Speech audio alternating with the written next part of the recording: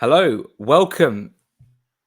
The Jack and Joe show is back as club football nears closer again. Joe Sansom, we have an awful lot to talk about, which doesn't include the words old and the other word Trafford.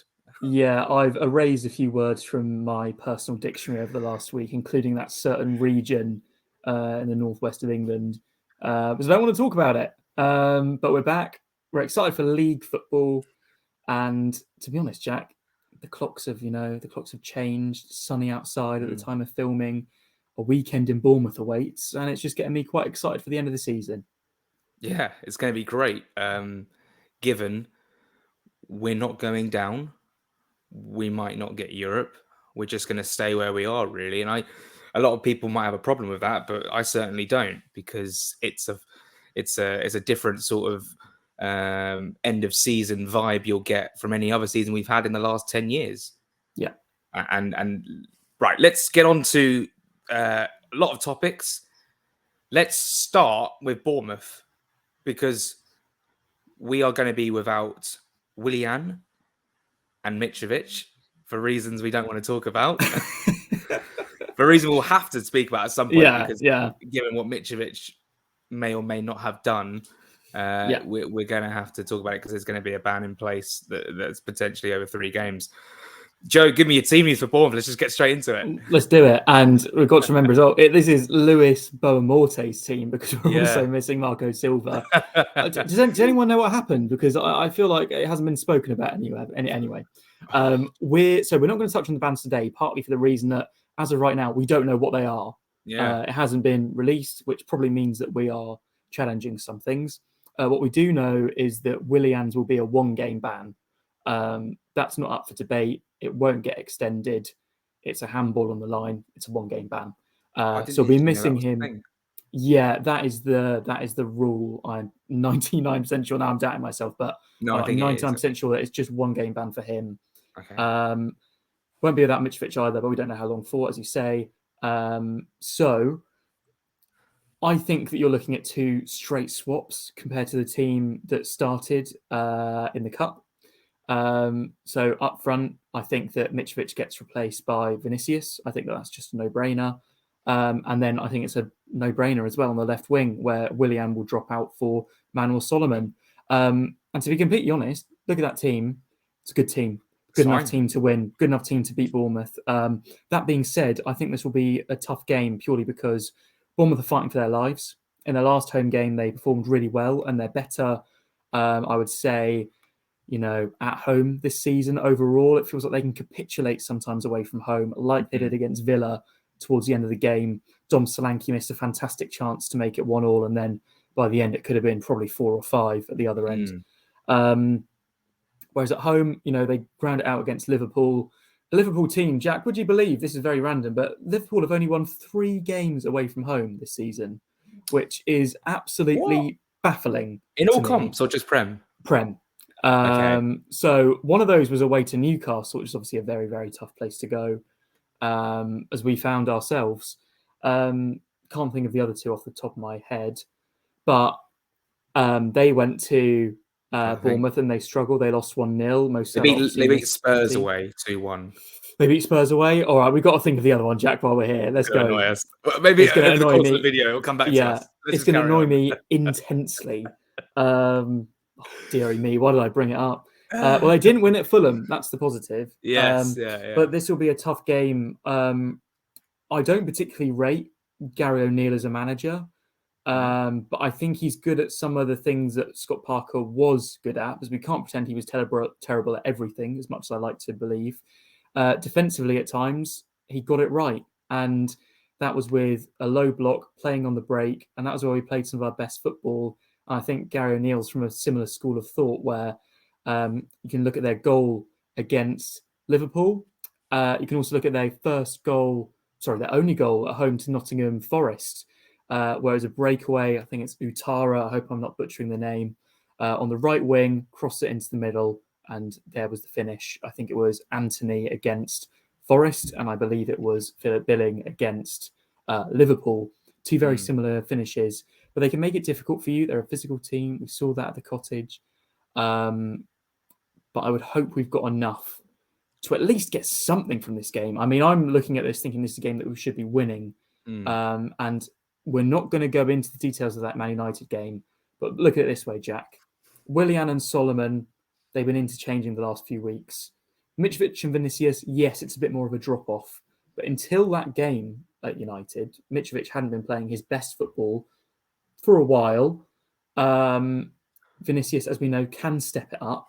It's not as huge a miss as if we were missing Polina, for example. I don't think it's a given that we're suddenly such a weakened side. Obviously, we're hoping that everyone comes back from international duty unscathed. That's a given. But in terms of team news, Jack, I can't think of anything else. I think those would be my only changes. What about you? Can you think of anyone else that should be getting a look in for some rotation, perhaps? No, I think that Ream and Diop should be the first choice centre-back pairing for the rest of the season. I think Tosin will come in if and when he's needed. Robinson will play. Tete will play. Bobby D. Cordova-Reid, who scored an incredible goal for Jamaica. Was it last night or this morning or however you want to perceive it? I mean, what a goal, first time hit. So he'll play, and then Solomon on the other side because Willian is out. Reid and Paulinho sitting in midfield. Pereira in the 10, who we're going to come on to later. Vinicius up top. I have no issues with that. Honestly, the first name on the team sheet should always, and obviously Leno in goal, sorry. The first name on the team sheet should always be João Palhinha, and he's going to be there. Thank God. I think what we want to see now for the rest of the season is just a little bit, and this is no where it is some reflection on obviously what happened last week on Mother's Day, but just a bit of discipline from our players and coaching staff. Yeah. But then again, football's such an incredibly emotional game. You know, you see it from players, you see it from managers, you see it from fans. It's incredibly emotional. And in the heat of the moment, with so much that was riding on last week, there's not much riding on. Joe, okay, we are literally on Saturday on the beach. Would you say that Fulham are already on the beach as well? No, but I do think that could change very quickly. We could be on the beach within 2 or 3, 4 games. Yeah, I mean, so from my perspective, we still have a chance of finishing 7th, 8th. We do have a chance. It's a much slimmer chance than it was a few weeks ago. Don't get me wrong; it'll be a tough ask, but we've got a good fixture list on paper in terms of the teams all being below us, and we've been very good against the teams below us so far this season. Who have we lost to? 1, West Ham. That's the only one I can think of off the top of my head. Don't mention who the referee was. I wonder who the referee was actually that day. It was a great performance. Frozen Song. Come on, Jack. Frozen Song, yeah. By the way, for anyone that hasn't seen that, the musical version in Drury Lane is absolutely sensational. Really? Yeah, sensational. Fully recommended. That would be my tip of the day, more than anything football related. Go and see it. Samantha Barks, lead actress. Fantastic. I would also just say, Jack, that you're right in saying about on the beach, because I think a lot of fans are now, because most people don't think that. I think it's just like an almost top half. Let's try and get it. Let's try and finish above Chelsea if we can. That would be huge. A wonderful achievement for the club. Let's face it, that just doesn't happen in the modern Fulham and Chelsea sort of rivalry, if you want to call it that. I know a lot of people don't call it that, but it is a rivalry. I think let's come on to Jack's score predictions and then just to look at what's going on in the transfer market, where Fulham might be potentially on the beach soon, but it doesn't seem like the transfer team are. They're just getting started after a long slumber, aren't they? So they've just been on the beach. They have just been on the beach. I mean, for a score prediction for this one, I'm expecting a reaction from Fulham after everything that's happened. I'm expecting another good performance, and I'm expecting a 2-1 win on the South Coast, which would be a great result. I'm so sorry to say this. I'm going with Bournemouth 0, Fulham 0. Oh my God. Last on match of the day. I don't really... I see us scoring. Like, I think we're good enough to score. I think Bournemouth are good enough to score, perhaps. I think we're good enough to keep a clean sheet. I just see it being 0-0. There's been a lot of games like that this season where there's been not many goals in these games. I mean, the reverse fixture. Sorry, I don't know what I'm doing with my hood here. Let me just leave it alone. The reverse fixture, Bournemouth scored after 50 seconds. That was very frustrating. Diop equalised. They then retook the lead with a silly goal. Jefferson Lerma and Mitro with a controversial penalty made it 2-2. That being said, they'll want to be very, very sharp at the back, given the what's on the line for them. And I think Solomon might score. I think Paulinho could score. I think Vinicius could score. Anyone could score for Fulham. I don't know why I'm justifying a 0-0 choice so much, but I'm going to go with 0-0. That being said, I'd love to see us win and get up to finally, or even if we draw, that gets us to 40 points. 40 points on 39 for about 39 years. Honestly, it's been insane. So yeah, it's gonna be a good day. Hopefully, all the Fulham fans enjoy themselves.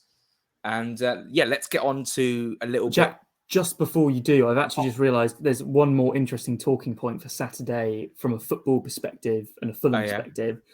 If you look at the fixtures, it's Brighton versus Brentford, so the two sides directly above us, and Chelsea versus Aston Villa, the two sides directly below us. So I sort of think of it now as almost a 7th to 11th mini league. I don't see anyone from the bottom 12 teams who are all sort of embroiled in that relegation battle overtaking Villa, who are currently in 11th. I don't see any of us breaking, beyond, Liverpool, Newcastle up there. And I think it's just a case of what order we come in now. And, we need to come in the top 2 out of that league of 5 to have any chance of Europe.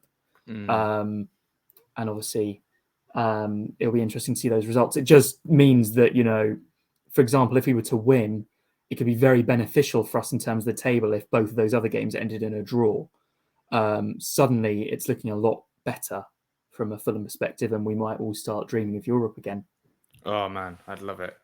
The lowest I reckon we could finish in this league table is 11th. Yeah, because the gap is really quite big, and everyone below it is in a relegation battle. Palace have just got in Hodgson. I mean, we haven't really spoken since then. It's not really relevant to us right now, but seeing Hodgson back in the dugout is pretty cool. I wonder how he'll do for Crystal Palace, and you do wonder what 3 teams go down. Anyway, let's get on to a couple of rumours. One in, one out. I'm not doing the hokey cokey. I'm just saying that's what's been going on. But let's start with Andres Pereira. Yeah, it's really weird because there's been like these links where like there's been quotes saying like he's definitely wanting to leave, or I don't really know what to make of it, Joe. Me neither. It's weird. It's really weird, and it's a weird time for it when we've been doing well and he's been doing well. Although, has his overall, non-set piece play has dropped off recently, but we've spoken before. He must be pretty burnt out. He didn't really have a pre-season. He went straight from Brazil to London, and then we had a couple of weeks before the season started, maybe a month. It's a weird one with Pereira because his set piece delivery is so integral to us. We have the fewest, I think I heard on the Athletics Tactics podcast, that we have the fewest set pieces per goal in the Premier League, which is obviously a good thing.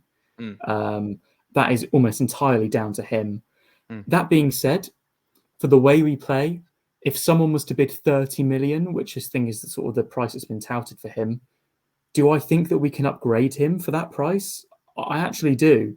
Not necessarily just his set piece, but someone in his all-round game. I don't want to lose Pereira. I don't want to lose any first teamers this summer. I think this is the time to build, not the time to replace. That being said, that would, unless I'm wrong, be our record sale as a club. It's instant profit for someone that has been probably outperforming any metric that you'd expect for like set piece delivery this season. I don't know if it's that sustainable. It's interesting. It's definitely, out of the 3 midfielders that we've got, Paulinho is the one that you definitely don't want to lose.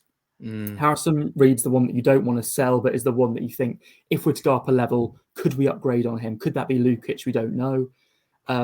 Pereira is the one where I wouldn't want to sell him, but if someone offers that money, Jack, it's tempting. I think you accept it because his stocks is the highest it will probably ever be at the moment. Yeah, exactly. It's weird because I feel so comfortable and set with this 11 or 12 or 13 players that we've been rotating in this season, that losing one of them just sort of like breaks up that continuity and does make me feel quite not uncomfortable, but just a bit nervous. Yeah. To lose that piece of the jigsaw. And I've said it all season that Pereira gives us so much more off the ball than he does on it with his pressing. And obviously from set pieces, like you say, like he is so key. The number 10 is really difficult as well because obviously TC plays deeper now. He's not going to be playing. He can't play number 10 anymore. We were really worried about losing Carvalho because we were worried about who we're going to replace him with, and Pereira's been that perfect number 10. I know there are good number 10s out there. Like if West Ham went down, I know he plays slightly deeper for West Ham, but look at someone like Lucas Paqueta. Yeah, could be brilliant for Fulham. But that's just plucking a name out of thin air, really, basically. But there is something that irks me a little bit about losing someone like Pereira because he does give us so much. He's quite unique in that way. He's a player who is quite unique, and the way in which we played, even from minute one against Liverpool, he was so good. And he had a terrible game at Wolves, I'll admit that. But I think that was probably his worst performance of the season. It's a bit of a weird one, and I can't actually remember. I should have got it up before we recorded, but it was the quotes from the article, and I was just a bit like, "This is really weird. A really weird time of the season for that to be coming out as well." Yeah, it's all a bit weird, to be honest, because also I don't think Marco Silva would want to lose him. It was his guy. No. He took a gamble on him, and it's worked. Let's face it, it's worked wonderfully so far. I'm talking from a financial perspective, from a purely like football Fulham perspective. I don't want to lose Pereira at all. I think that he really works well for the team we've got. I think that there are definitely things he could improve, but I think for the level we're at, it's tough to find a replacement. I'm just saying, for the money that's being touted, I think you could replace him. I don't have a name to hand, and that would be the job of the recruitment team. I'm sure we could think of someone. Like you said, again, if West Ham go down, Ben Rama, that was an option that was muted a while back. I don't know if that'll ever happen because of the sort of Brentford links, but it would be very funny if it did. Would be funny. Yeah. I guess the other rumour to talk about, Jack, is a returning potentially player, our friend Aina. What is going? Oh, actually, to be fair, this makes more sense. He's a free agent in the summer to pick up for free. A player who can play right back and left back. He would basically be taking that role where if Bobby D. Cordova-Reid needed to play in one of those positions, we would just bring in Aina and he'd play in one of those positions instead. When he was at Fulham, I thought he was great. I thought he was one of our best players of that season under that terrible manager. I just think that him as an option with Kenny Tete and obviously Cedric won't be there, so it's a second option, and then to fill in for Robinson if need be. Bear in mind that Robinson might not be here come next season. Hopefully he will be. I don't know if his stock's necessarily risen from the last time there were more rumours about him. Yeah, I think he probably will stay. It's a great option to have. He's a steady player. He's played in the Premier League before. He's played around Europe as well. So at Torino, of course. So Joe, I'm all for this. Aina back at Fulham. Me too. Especially like you said, can fill in at both fullback positions. He can also play centre back. Wouldn't necessarily wanting him starting there in a partnership of two. Maybe more someone to bring on when we're holding on to a lead. Go to the back five that Silva sometimes does with like Tosin or Duffy. He can play defensive midfielder as well. That's another option. I remember he played there against QPR in the FA Cup. Yeah. He can also play further forward, although I don't particularly want to see it because I think he's a better defensive option than he is going forward, although he does have a goal in him, as we saw with that fantastic goal. In him. Yeah, the scorcher at Burnley away is the one I'm thinking of, not West Brom at home. Yeah. God knows what body part that went in off. That was fantastic. Dreadful evening. It was a dreadful evening. That was one of many. Yeah. But those seem to be the main rumours at the moment, Jack. But, on a free, smart business, I think picking up Aina again, I know a lot of people say don't look back. In anger. I'm not set or in anything at this point, but I don't think that we're meant to be rebuilding that team. I don't want to get that band back together. Palace go down, we get Anderson. Interesting point about Anderson, actually. Yeah. is that I've seen quite a few Palace fans. I don't watch. You actually watch them a lot more than me, Jack. But a lot of Palace fans have been getting frustrated on Twitter about the praise that Anderson is getting ahead of Gahey. Basically, as if to say it should actually be the other way around. And since World Cup, they haven't been that impressed with Anderson. I'm interested to see what does happen if he goes down, because what I'm saying is we know how good Anderson can be. That might play in any team of our stature's favour when he's not performing as well, that, maybe a big six team won't come calling. So that's an interesting one to keep an eye on. I think for age reasons as well, they're probably far more likely to go for his partner rather than him. But that'd be interesting. I don't think we'll be getting any others back. I don't think Anguissa's coming back. I don't think Lookman's coming back. Even Areola's... West Ham goes down. We get Areola. This is just stupid. Lookman, by the way, he is flying in Serie A. He won't be anywhere near the cottage next season unless we get Europe. That's it. I mean, there's not more to. I mean, we could touch on. No, we can't touch on it. In fact, what I will say is, this is such, and I say it every year, this is such an exciting time of the season where you've got all the consequences happening. You've got relegation, the title, Europe, playoffs, relegation in the Football League, and the playoffs is mental mad. FA Cups, Champions League, Europa League, Conference League, semi-finals, quarterfinals, finals, whatever. And for the first time in forever, another Frozen reference. Yeah. What is going on today? Book your tickets. Book your tickets. For the first time in forever, we're just not involved. Yeah. We could be involved, but we're not in any capacity that's we might go down, or we might win the title, we might get promoted. And it's just nice. It's just nice to sit here and be we're almost on the beach. We're just going around in circles now. Joe, it's been an absolute pleasure. Absolute pleasure. We're going into that bit of the season now where it is the unknown, into the unknown. This is ridiculous. Let's see what happens. I'm really excited for Bournemouth away. If you're there, have a great weekend. Hopefully the weather's good. Thanks for watching, guys. Sorry we didn't record a video last week. But then again, I don't think anyone's going to be minding that we didn't.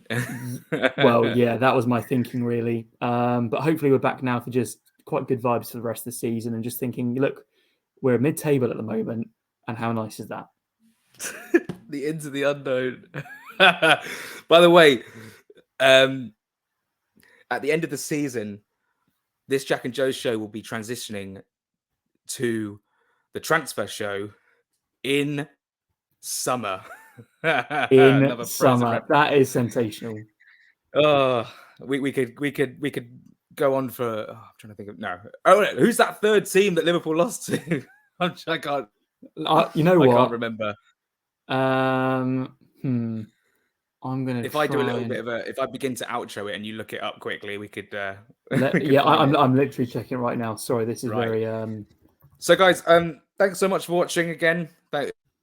It's nice to be back. It's nice to be having smiles on our face, not tears rolling down our cheeks. But it's been a great season. We'll see what happens. Obviously, I don't think Silva's going to be on the touchline on Saturday. We shall see. I'm sure that press conference is going to be very interesting on Friday. And or maybe it's Thursday, actually. I might have to double check. So, Joe Sansom, have you found it out? I certainly have. Right.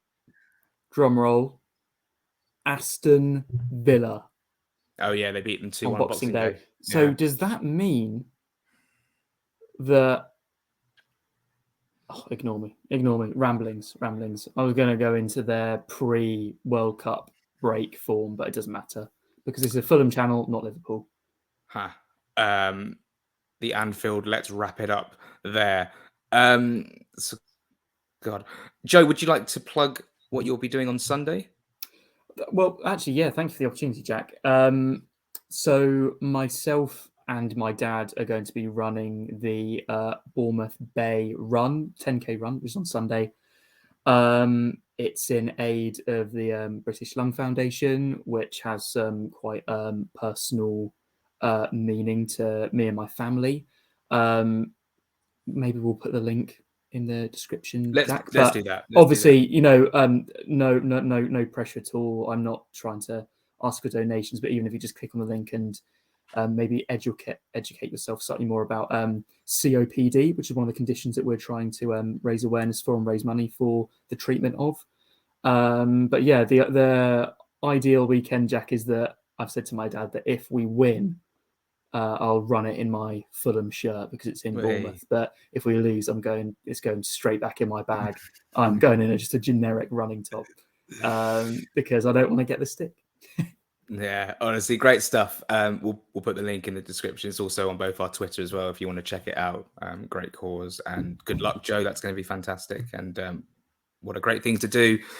And Joe, I've got your Bournemouth tickets. I'll have to pop round later and deliver it through. Thanks so much for being here, Joe.